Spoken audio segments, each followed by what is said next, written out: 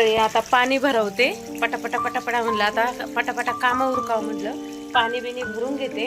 आणि ह्या पेरूच्या झाडावरती ना पाणी शिपलं बघा, आणि एवढं पाणी शिपलं आणि त्याला बघा असं पांढरा पांढरा रोग पडलाय. सगळं पाण्यात बी झालाय, हा बा डोक्यात बी झालाय. माणूस म्हणता ना झाड काय म्हातारं होत नाही का, जसं माणूस म्हातारं होतं तसं झाड बी म्हातारं होत आहे.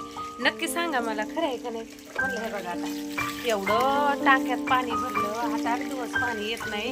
आणि बघा सगळं टाकीमध्ये असं बघा, तुम्हाला दाखवू का बघा आता. हे बघा आता, बघा बघा बघा कसं पडतंय खाली बरं आता.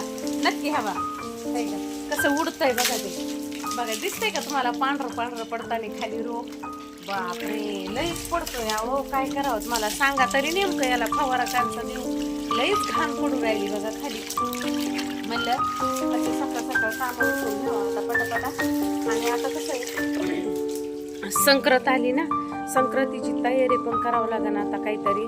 आणि म्हटलं आता असं धुणं भांडे लवकर करून घेते आणि काहीतरी खरेदी करायला गावामध्ये जाते.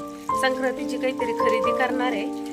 बघू म्हटलं आता काहीतरी करू. सोनं चांदी तर काय आपल्या गरीबाची होणार नाही, कारण सोनं चांदीला लई काढी लागली बघा. त्याच्यामुळे काय सोनं चांदी आपल्याच्याने होणार नाही. आणि असलं नशिबात तर ते पण आपल्याला होईल. कोणी काही कोणाचं नशीब पाहिलेलं नाही.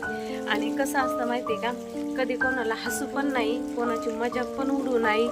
आणि माणूस म्हणता ना, आपण कोणाची जरा मजाक उडवली, कोणाला जरा हसलं तर, आणि जसं एखाद्याने ना पुढं 2 पाऊल टाकले ना, त्याच्या पाठीमागं आपण 1 पाऊल टाकायचं, त्याला सपोर्ट करत चालायचा.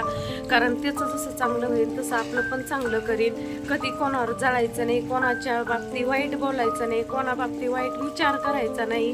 कारण कसं असतं, ज्याच्या त्याच्या परीने जे ते मेहनत करतं, कष्ट करतं आणि त्याच्यातून बी पुढं जायचा प्रयत्न करतं. काहींच्या डोक्यामध्ये घरातले विचार असतात, कामाचे टेन्शन असतात, मुलांचे टेन्शन असतात. आणि असे अनेक माझ्या ताई आहेत, दादा आहेत, त्यांना फार असं घरातलं टेन्शन, कामाचं टेन्शन असतं. आणि कुठंतरी मन रामा आपले हिडे